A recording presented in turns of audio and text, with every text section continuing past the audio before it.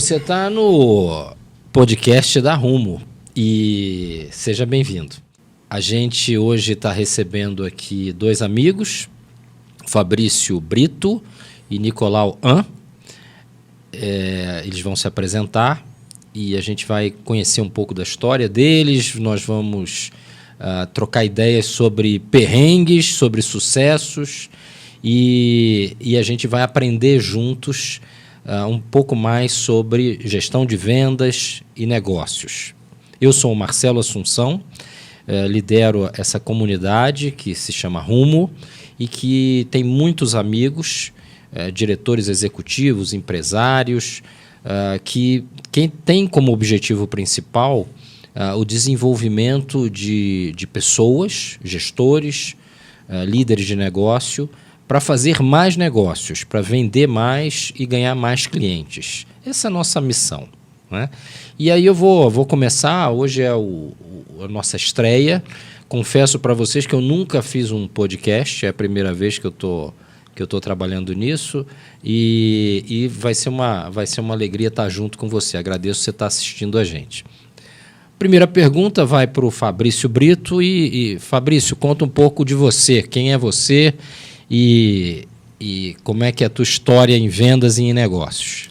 Bom, Marcelo, primeiro quero agradecer aqui o convite. Também vou confessar que eu nunca fiz um podcast na minha vida, então esse é o primeiro.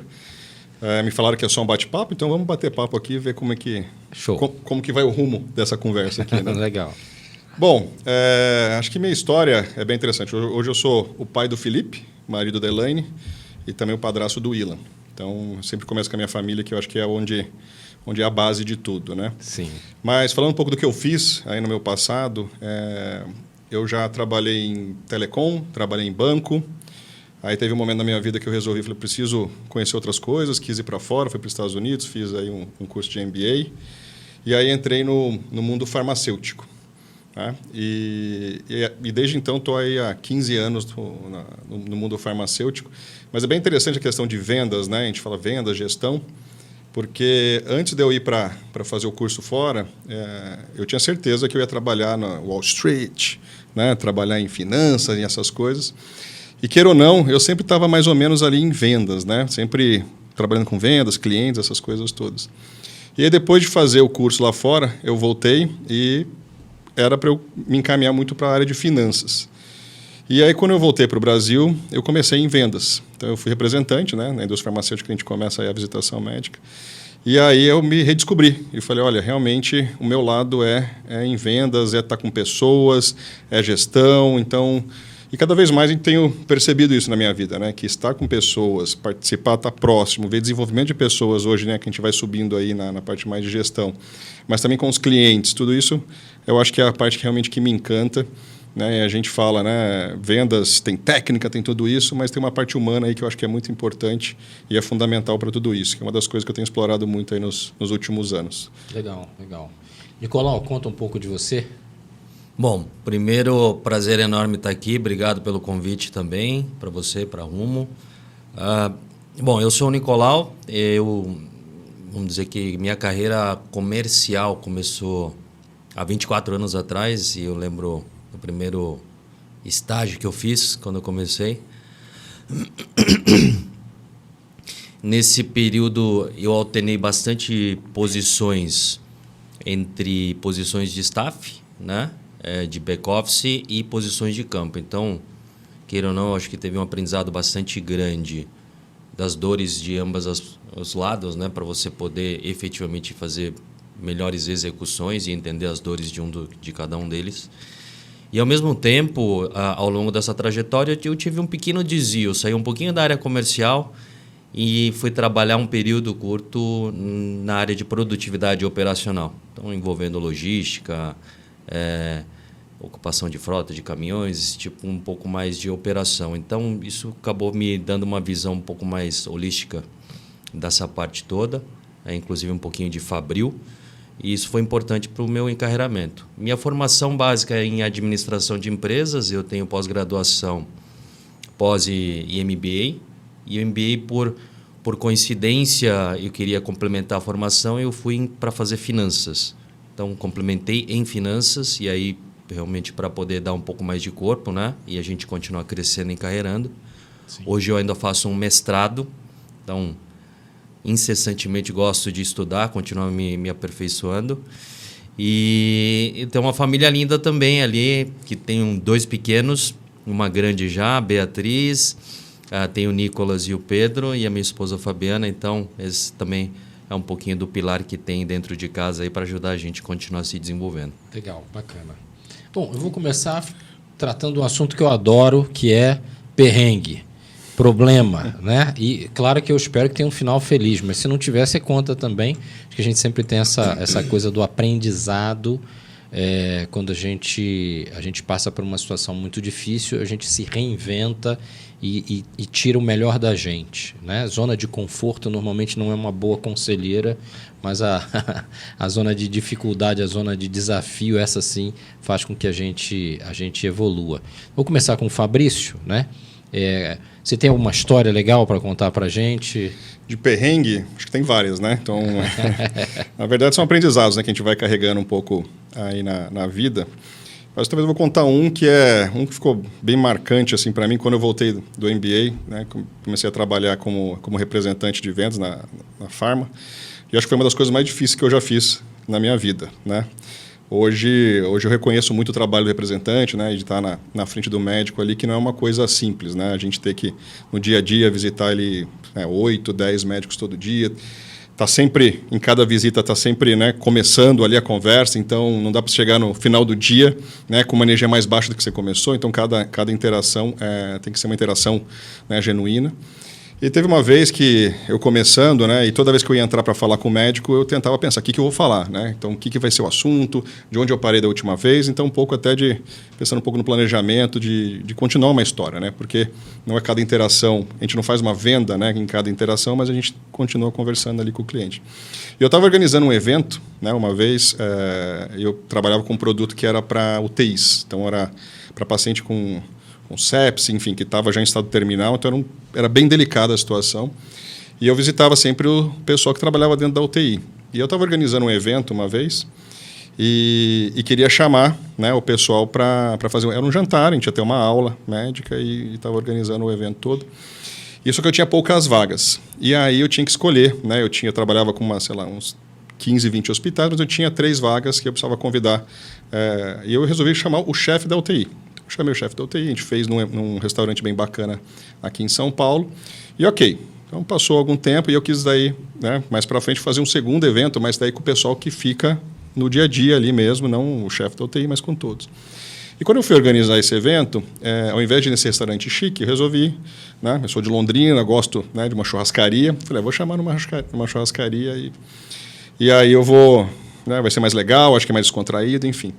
E aí, quando eu fui convidar esse pessoal lá que trabalhava nesse hospital específico, um dos médicos, né, virou para mim e falou, olha, eu não... Por que você, quando você chamou a chefe, você chamou para um restaurante bom e agora você está chamando a gente para ir numa churrascaria? Eu acho que você precisa rever um pouco aí seus critérios, enfim. Aí me deu um discurso bonito e falou, olha, eu acho que a gente não vai mais te receber aqui. E aí foi embora. Eu falei, meu Deus, era um dos meus principais hospitais, principais clientes. Eu falei, e agora? Como é que eu vou fazer para reverter essa situação? E aí passou um tempo, né? Fui 1, 2 vezes lá, realmente eles não me receberam, então gerou uma mágoa ali, né? Alguma coisa que começaram a me bloquear. E aí eu falei, eu preciso resolver isso daí, porque é meu principal cliente, enfim. E aí eu comecei a entender aonde tinha outras relações. E consegui das pessoas do grupo, que trabalhava em outro hospital, consegui começar a conversar com ela para entender o que tinha acontecido. E aí, aos poucos, né, eu conversando com essa pessoa me ajudou a chegar nessa outra que estava mais, né, magoado.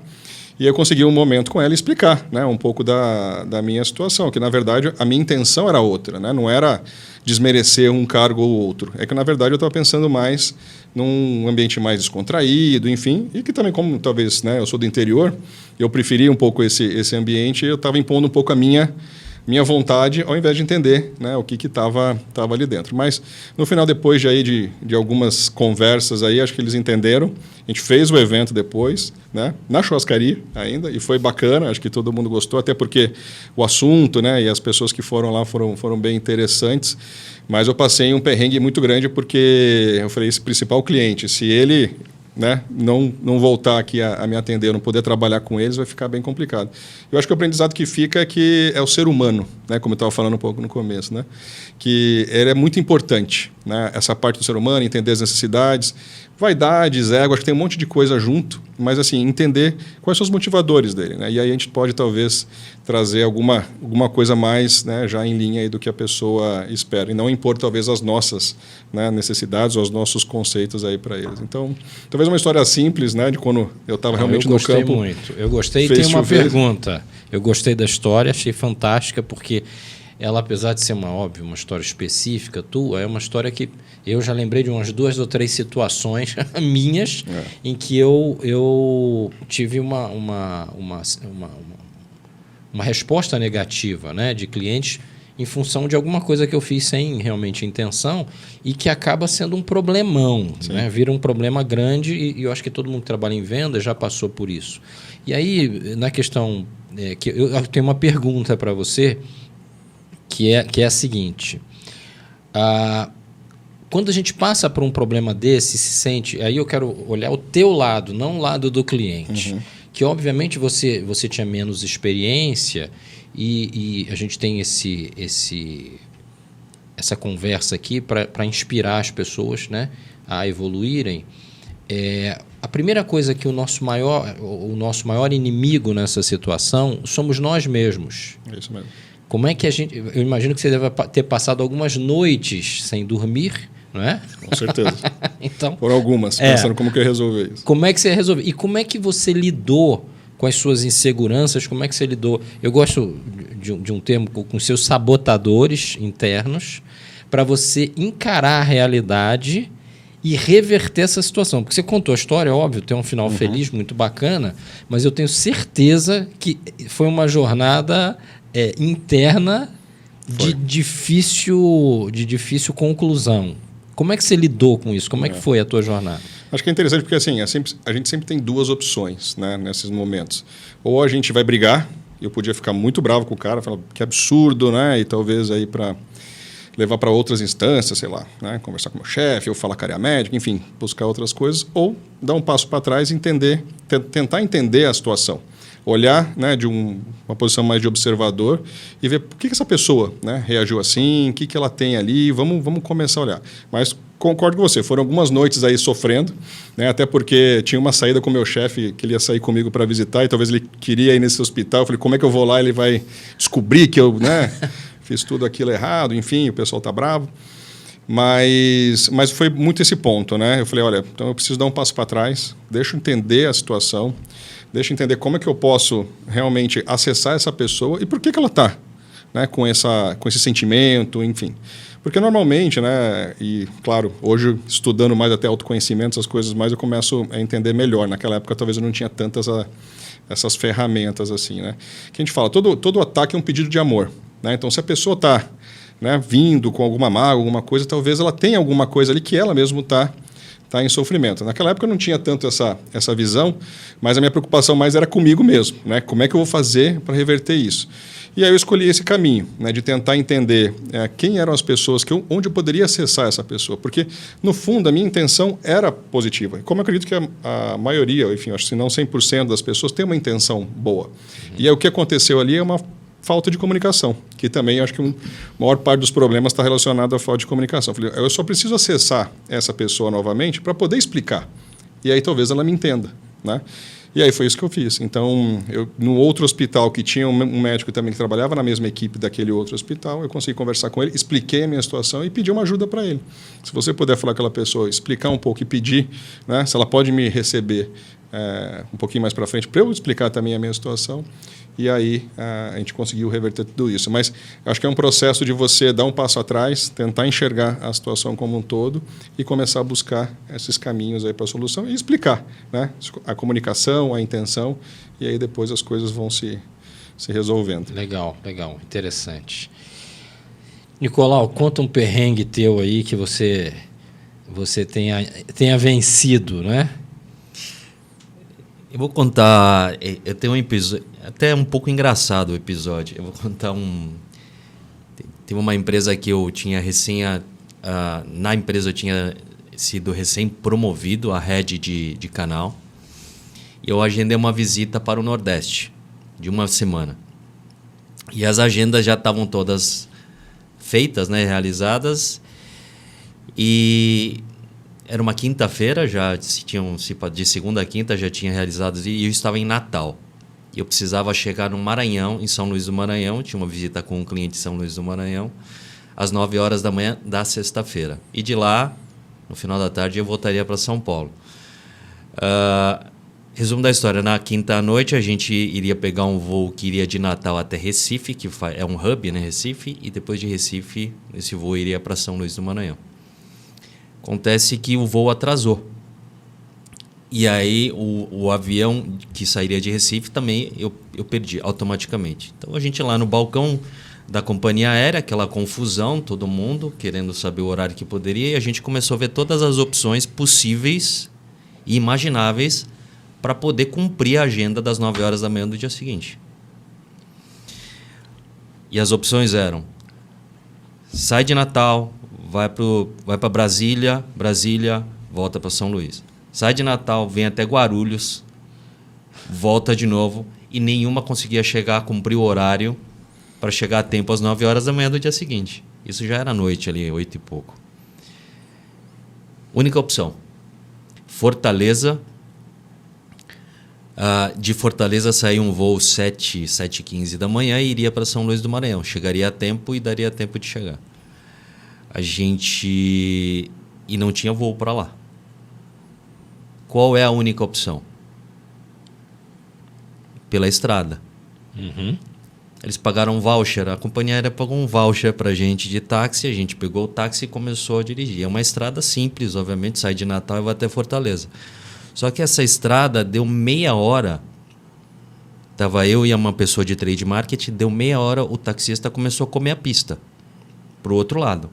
E a gente: uou, você tá dormindo? Não estou dormindo. Dava 5 minutos, uou, o cara começou a comer a pista de novo do outro lado. E aquela escuridão, né? Não é iluminado, nada, só com o farol do carro. Passou mais 10 minutos falando assim: ó, encosta o carro aí. Nem acostamento tinha, né? Era mato. A gente pegou e começou a dirigir o táxi. E foi revezando o táxi até Fortaleza. Chegamos meia hora antes 40 minutos antes de...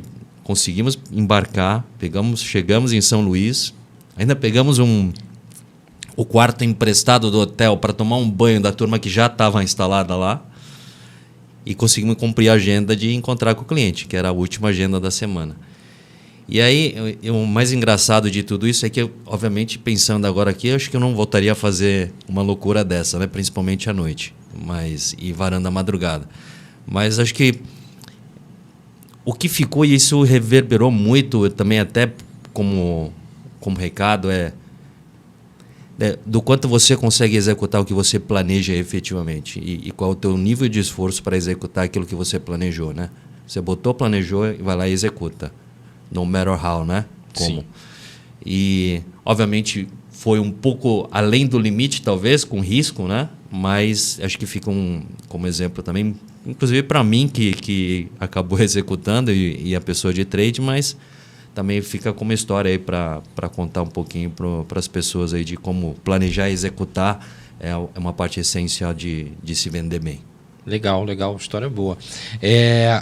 Eu tenho a impressão de que se eu fosse teu funcionário, né, fosse um representante, ou principalmente o cara do Maranhão, né, quando você chegou e você obviamente contou a história para ele, né? Sim.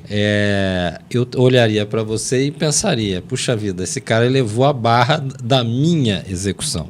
Né? E como é que foi a resposta do teu time? Porque, claro, essa história você deve ter contado para todo mundo em algumas reuniões. E como é que foi o impacto no resto do time dali para frente? Houve uma mudança de comportamento? Não tenha dúvida. Isso soou... Porque, assim, nada é o exemplo que acaba convencendo, é a atitude que acaba convencendo, né? Além do discurso que tem que colar. Então, quando você conta uma história dessa, isso acaba você contando formalmente ou informalmente numa mesa de bar, por exemplo, né? Sim. É até uma história engraçada. E as pessoas começam a ver que se ele fez como líder, né? pô, o mínimo que eu tenho que fazer é algo parecido ou melhor do que ele fez. Então, eu acho que o exemplo colou muito bem e isso foi um exemplo muito tempo utilizado, eu diria. Foi bem legal. Bacana, bacana.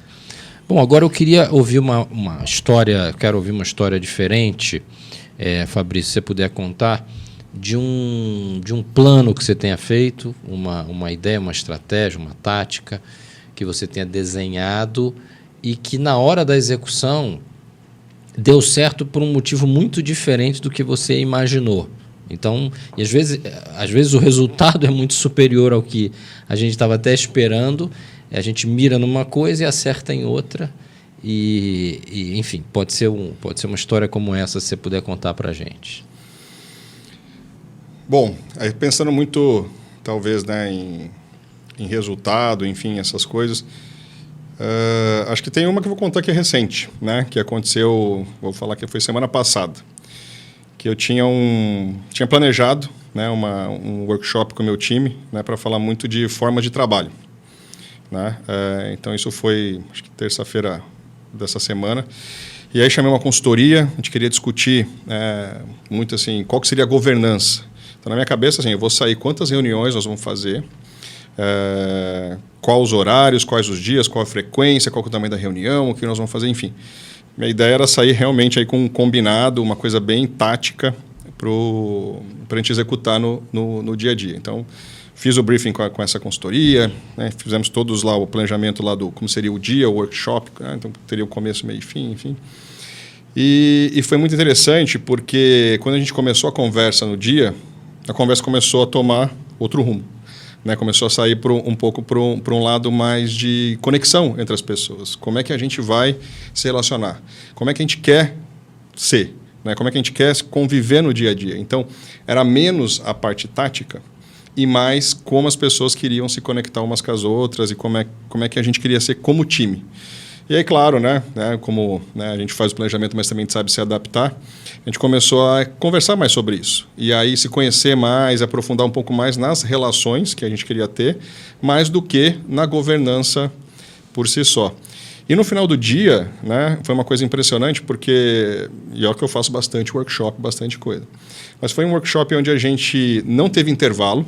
Então, a gente começou, era, 8h30, 9 horas da manhã. Foi até 1 da tarde. Não paramos, né? Então, chegava ali a comida, mas ninguém parou. A conversa continuou, a gente começou, as dinâmicas continuaram. Almoçamos e depois da tarde foi a mesma coisa. E era 7 da noite, a gente estava ali ainda com uma energia muito alta, né? Discutindo muito como é que a gente quer ser, enfim. E no final a gente falou, olha, essa parte aí da parte tática, a gente vai resolver depois. Mas o que a gente estava realmente precisando ali na hora era ter essa conversa um pouco mais profunda ali para gerar conexão. Então, talvez uma coisa um pouco mais recente, né? Mas que a gente vê que a gente planeja as coisas, mas na verdade talvez vai por um caminho que a gente não espera e que o resultado é muito melhor. Né? Porque depois dessa reunião aí, enfim, todos os feedbacks, a própria conversa entre o time está em outro nível, está em outro patamar. Então, você sente ali que a confiança foi estabelecida e foi bem melhor do que eu imaginava, que era só uma parte tática, né? Com agenda, com quantidade de horários, essas coisas. Então, legal. Coisa mais recente aí. Bacana. Eu quero aproveitar e fazer uma pergunta, né, sobre esse tema, que é até curiosidade mesmo. A gente sempre imagina que a performance, a produtividade, está muito associada a ferramental e disciplina. Mas o que você está trazendo é que como a gente interpreta a relação, talvez seja o grande inimigo da produtividade, a falta de confiança. Isso. Quando a gente sai de uma situação de pandemia, como a gente viveu, né? Todos nós vivemos, e as pessoas estão muito mais introspectivas, estão muito mais home office do que efetivamente no contato direto. Qual foi a conclusão que você percebeu em relação à performance e produtividade desse investimento na confiança? Quer dizer, de repente tem 2 ou 3 pontos principais de conclusão que você chegou nessa conversa, que outras empresas de outros setores possam utilizar como lição, né, dessa jornada tua. Acho que o ponto principal, assim, quando a gente fala, né, de equipe de alta performance, enfim, até você pega os estudos mesmo, né, que Google fez, enfim, olhando os times deles lá, E a confiança é um fator fundamental. E, na verdade, quando você tem um time, né, com confiança... E o que é confiança? É você, né, saber que o outro, se você não conseguir entregar alguma coisa, alguém vai pegar ali e vai te ajudar também. Saber que o que aquela pessoa está falando é a verdade, eu não preciso rechecar ou checar novamente. O que acontece? Você começa a ter menos reuniões até. Né? Porque um começa a entender exatamente o que o outro pode fazer, o que pode entregar, conhece também quais são as fortalezas daquela pessoa. Então, quando você precisa de uma ajuda específica, um planilha de Excel, por exemplo, você sabe quem que pode te trazer e te ajudar. Então, a confiança ela eleva a velocidade até de execução, né, e, consequentemente, os resultados. Né? E tem vários estudos já até de Harvard que falam isso, né? Que a gente acha que o resultado depois vai trazer a felicidade. Não. Primeiro a gente precisa ser feliz para depois, né, que o resultado vai ser um pouco da consequência. E a gente traduz isso nessa questão da confiança, porque com a confiança você consegue acelerar essas conexões, essa velocidade, tudo isso, e você cada vez menos precisa, talvez, de ferramentas ou de coisas muito complexas. Claro que eu acho que isso é fundamental também, enfim, acompanhamento, KPIs, sim, tudo isso, eu acredito muito nessas coisas também, né? Não é porque a gente fala muito da confiança, mas, e aí, assim, é ter momentos. Então, a governança, ela continua sendo importante, mas para criar esses momentos de ter essas conversas, né? Que pode ser semanal, pode ser até diário, enfim, dependendo do tipo de projeto, do tipo de negócio que você está. Mas você tendo esse momento para as pessoas se conversarem, alinharem e poder seguir com confiança, você acelera muito mais, né, a tua execução e, consequentemente, sua performance e seus resultados. Então, é impressionante quando você tem uma equipe, né, coesa, unida e que tem essa confiança estabelecida para você, né, conquistar seus resultados aí para frente. Legal. Eu anotei, então, 3 pontos aí que você citou. O primeiro é conhecer o outro. Pontos fortes, pontos fracos, exatamente, interesses. Então, ter essa, vou usar a palavra vulnerabilidade, exatamente, das pessoas se conhecerem. Né? O segundo ponto você colocou, que eu acho que é a base da confiança, que é você ter certeza que o outro não está escondendo nada. Exatamente. Então tem uma transparência. Né? Então esse foi o segundo ponto que eu anotei aqui. E o terceiro, disciplina. Não foi, eu entendi que não vai ser só essa reunião, não foi só esse momento.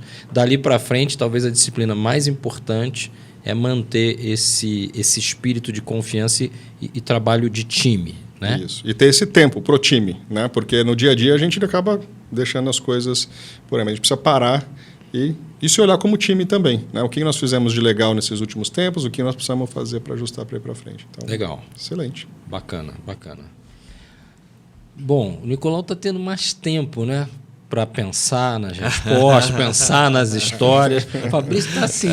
Você joga muito. Eu vou fazer agora. Joga na fogueira. Depois dessa eu já vou emendar uma pergunta para ele, para você ter tempo, e vamos ver se ele é rápido. Né? Vamos ver se ele é rápido agora. Mas agora, então, me conta aí, né, se você tem uma história similar, onde você fez o plano e de repente, o resultado saiu diferente, mas positivo.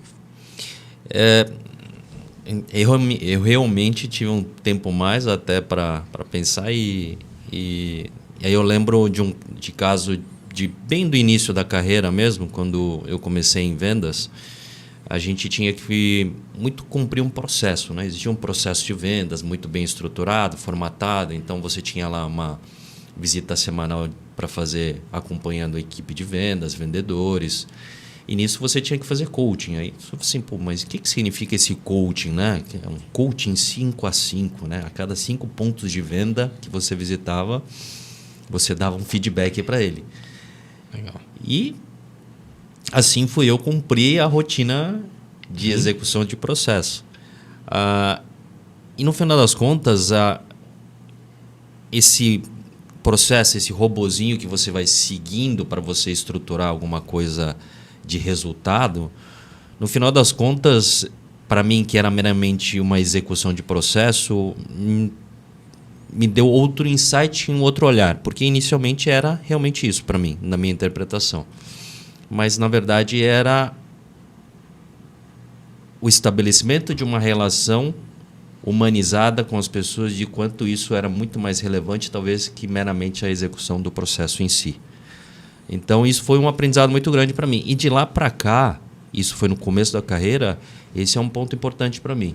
Né? Como a relação humanizada com você na liderança, com a gestão, ela é tão ou mais importante do que a execução de um processo que foi desenhado. Até porque o processo ele tem que ser desenhado de uma maneira que ele possa ser executado, mas com a manutenção da relação humana que tem entre liderado, líder.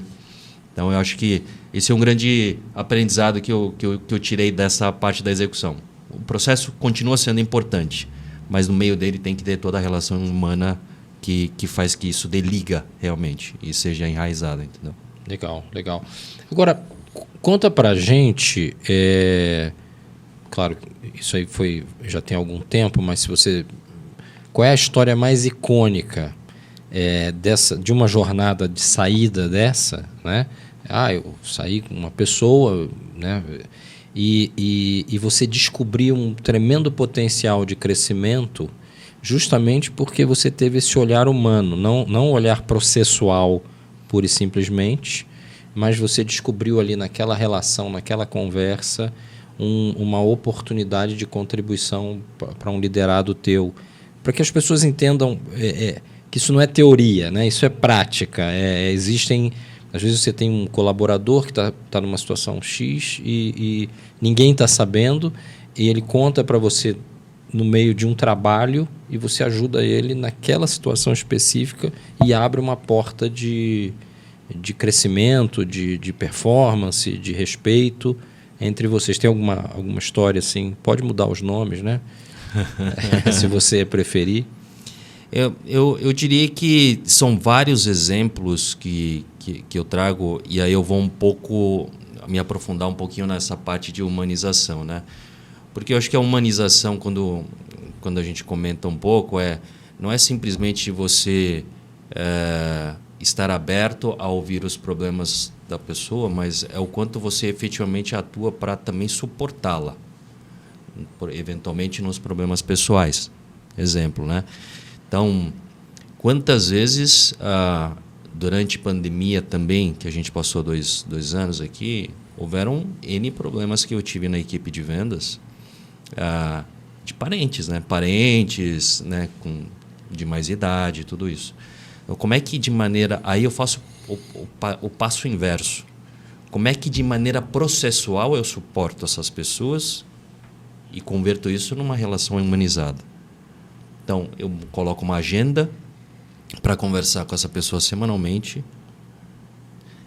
e como é que eu suporto ela, hospital, visita, esse tipo de coisa, como eu libero o tempo dela, deixo o tempo disponível para que ela cuide dos entes da família. Então, isso de maneira processual, criando um espaço na agenda para que isso fosse acontecer. Eu fiz isso com várias pessoas do meu time e comecei a entender profundamente as relações dentro da família de cada uma dos meus liderados diretos. Isso, durante a pandemia, me ajudou muito. Isso me desenvolveu muito também. Então, esse foi um passo fundamental para que a Sacola, hoje, quando eu falo um pouco da aderência e engajamento que meu time tem, a pandemia me ajudou muito com isso, né? Hoje, meu time comercial está inteiro aí comigo, desde que eu cheguei. Eu não tenho ninguém com esse movimento todo de boom, né, de muitas pessoas se movimentando. Rotatividade alta, você está com a... Eu estou com o meu time desde então. Tem 3 anos que eu estou com o meu time zero. De rotatividade. Muitas abordagens, muitas com pacote de benefício salarial superior.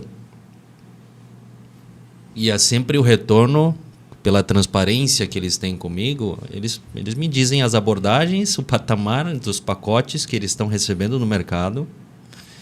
E ainda assim, o discurso nós temos uma relação de tanta transparência, confiança, que eu tenho medo do que eu vou encontrar num próximo passo, apesar de um pacote de benefícios ser melhor. Então, acho que é uma construção. E assim, não é um negócio tão simples de construir, né? Porque, nada como simples. O Fabrício falou de confiança, toma tempo, não é no discurso, é na execução, e você na execução, a execução toma tempo, a atitude toma tempo para ser enxergada, né? Porque o Lé tem que conversar com o CRE, né? Uhum. Isso toma tempo para construir. Isso e podem ser que movimentos sutis que você faça que desconectem isso, você perca a pessoa. Então, acho que essa relevância, essa importância da humanização e dessa relação profissional / pessoal é fundamental. A gente é uma pessoa só, né? Não somos uma pessoa no profissional e outra pessoa no pessoal. A gente é um ente único, né? Uma pessoa única. Perfeito.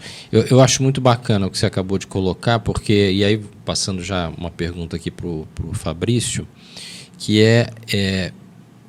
a gente tem ouvido muitas histórias de que ficou muito mais difícil gerenciar, reter equipes, houve uma aceleração da desconexão entre vida pessoal e vida profissional. Então, puxa vida, eu estou focado na minha vida pessoal e o profissional realmente foi relegado ao 2º, 3º nível, como se isso fosse possível, né? Quer dizer, como é que essas coisas estão desligadas? Então, eu ouço isso o tempo inteiro e vejo nisso um problema de liderança. Sendo um problema de liderança, é um problema que pode ser resolvido. Não digo isso como uma crítica, mas eu vejo isso como uma possibilidade positiva de que, de fato, a gente possa reverter essa situação dramática que o Nicolau acabou de colocar, que eu tenho vivido com alguns amigos, de que o cara volta de férias e aí metade da equipe dele foi embora. Né? E aí ele começa o ano absolutamente, né, concentrado em, primeiro, reconstruir e depois, né, um trabalho de começar de novo muita coisa. Então, eu sei, Fabrício, você tem um investimento muito forte no desenvolvimento da tua expansão de consciência e tudo mais. Como é que você vê isso? E aí, como um exemplo e até como uma orientação para gestores que estão ouvindo a gente, como é que você enxerga como o gestor deve se preparar pessoalmente para poder ter o grau de maturidade, né, necessário para estabelecer relações de confiança profundas com a equipe, para que ele seja o lastro, de fato, dessa performance e da continuidade desse time?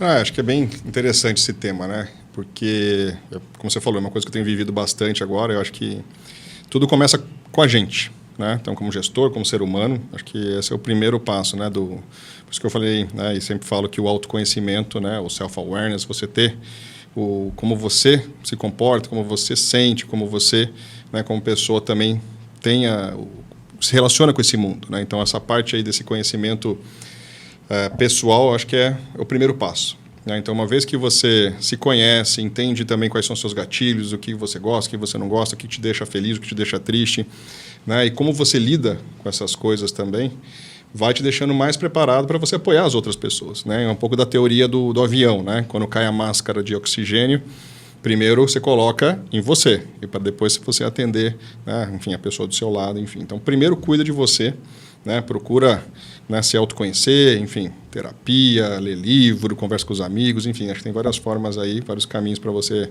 buscar esse autoconhecimento.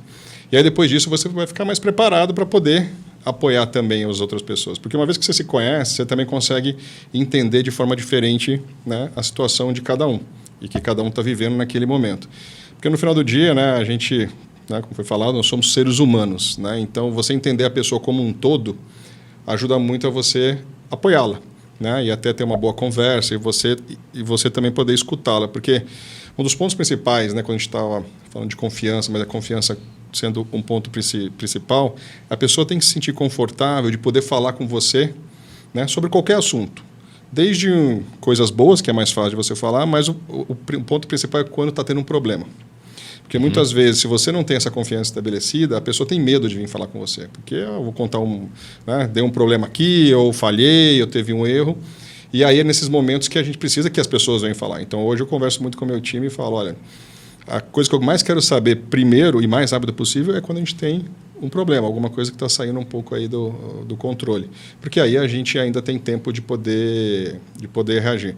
Mas acho que tudo começa para os líderes hoje com o autoconhecimento e você buscar realmente entender o ser humano, né, completo. Que aí você consegue apoiar essas outras pessoas também para o dia a dia dela. Porque vai ter dias bons, vão ter dias mais ou menos, mas, como a gente fala, né? Nós estamos nessa jornada todos juntos para se apoiar e tentar ir buscar a felicidade. A gente fala muito de propósito hoje, né?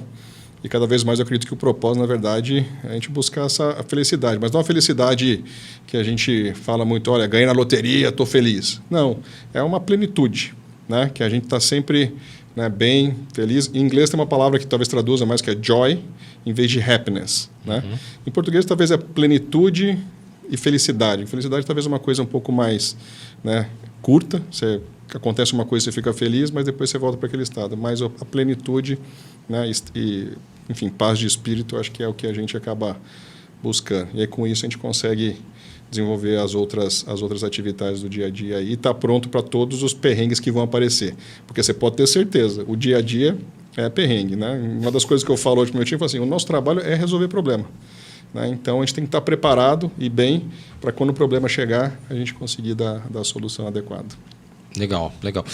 Eu acho interessante, você acabou de falar, que muitas vezes o que eu percebo nos executivos, nos gerentes, empresários, né, dono de negócio, é que ele é a última pessoa que ele investe. Então, ele atende a todo mundo, atende a família, atende os funcionários, atende ao governo, né?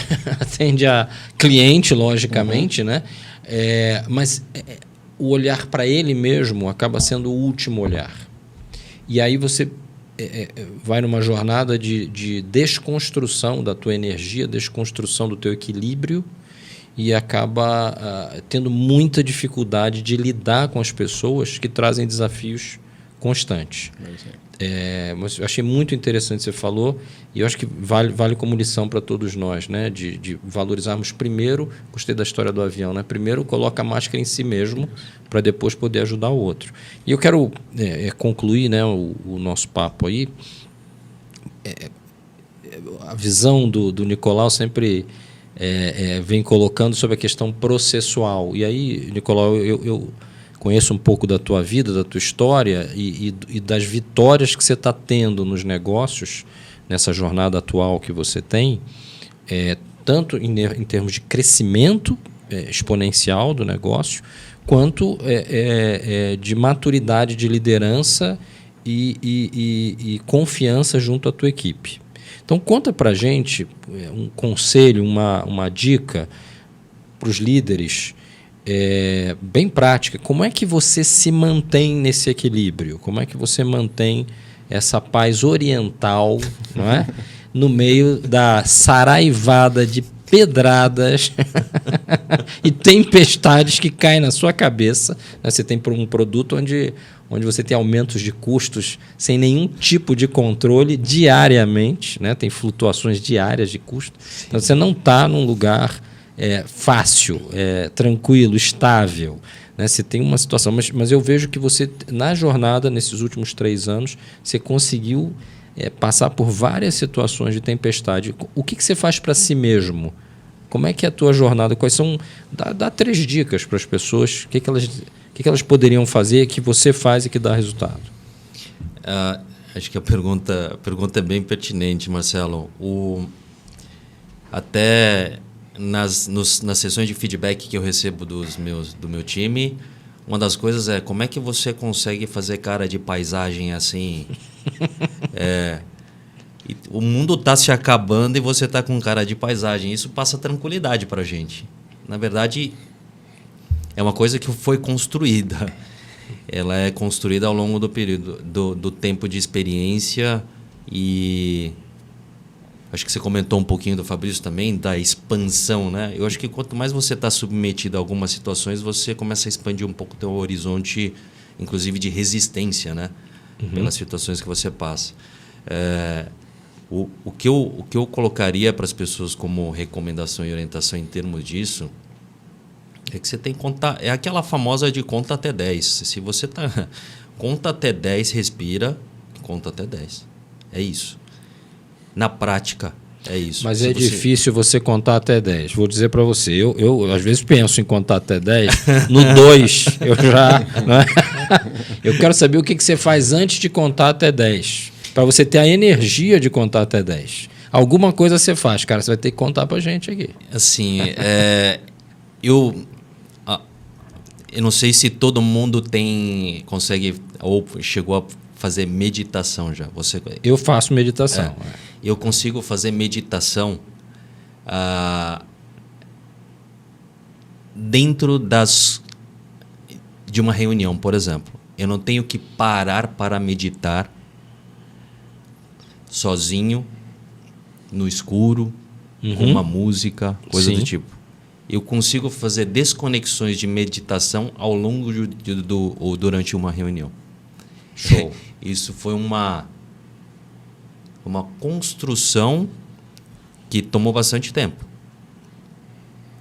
Você vai fazendo desconexões curtas dentro de uma reunião, principalmente reuniões mais longas. Você vai conseguindo fazer desconexões. Então, eu não estou 100% focado com a atenção 100%. Nos períodos em que os assuntos eles não são exatamente, ou eles estão dispersos, porque isso acontece muito dentro das reuniões, eu desconecto curtos períodos. Então, eu vou e volto. Você respira, faz exercício de respiração ali. Eu vou e volto. Em curtos períodos dentro de uma reunião ou de reuniões tensas. Então, isso dá o fôlego para você desconectar, conectar, desconectar, conectar. E manter um estado de consciência. Estado de consciência. Então, no momento adequado. Exato. Eu diria que não é um exercício simples e... Não é, mas eu diria que é um exercício que funciona muito bem. Se você começar a praticar o exercício da meditação, mas de maneira concentrada, e você praticar os curtos períodos depois e testar, porque é sempre aquele modelo, testa, checa se deu certo, não deu certo, tenta retestar um pouquinho diferente. É o testa e volta. É o modelo que vai testa. Uma vez eu fiz um curso de PNL, que é a Programação Neurolinguística, e esse curso me ajudou bastante, porque ele te leva para um autoconhecimento e, ao mesmo tempo, você começa a entender como todos os seus sentidos eles se conectam com a tua mente e teu corpo. O sentido que eu estou falando é olfato, audição, seu corpo, teu corpo, o tato. Tudo isso conectado com o teu corpo e com a tua mente. E como isso vai e volta. Tem muito exemplo, por exemplo. Uma coisa que é bem interessante é quando você está numa situação muito ruim, mentalmente, o teu ombro cai, você anda mais lentamente, o teu pescoço cai, você fica com a feição olhando para baixo. Sim. Isso é natural.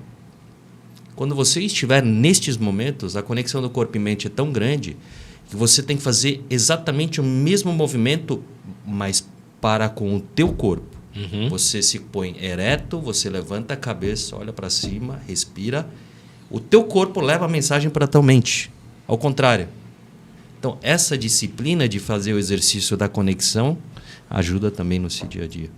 Fantástico. Acho que essa é uma dica boa. Só esclarecendo, né, para quem está assistindo a gente, se você está numa reunião, a meditação, depois você, óbvio, pode entrar no Google e pesquisar o que é meditação, mas respirar em determinada sequência e prestar bastante atenção na sua respiração é suficiente para entrar em estado meditativo, né? Então não existe nada de diferente, as pessoas não vão perceber, não é como não percebem, né, no caso do Nicolau, que ele está meditando, mas quando ele fala meditando, ele está realmente voltando a um estado de consciência, não se contaminar às vezes até pela irritabilidade das pessoas ou o estado de inconsciência delas. Ele volta para a respiração e mantém isso, né, que é a tranquilidade. Bom, quero agradecer, né, o papo de hoje foi sensacional. Acho que a gente caminhou aí dentro de uma visão muito humanizada e que talvez seja o grande desafio de qualquer líder de negócios, né, lidar bem com as pessoas, tratar bem as pessoas, para que elas possam encontrar o caminho que elas mesmas podem escolher, né? E que a gente possa se encontrar em breve. Quero agradecer você que está assistindo a gente e nós vamos ter uma sequência, né, de outros encontros. Então, você ouviu o podcast número 1 da Comunidade Rumo e que a gente possa estar se encontrando em breve. Abraço a todos.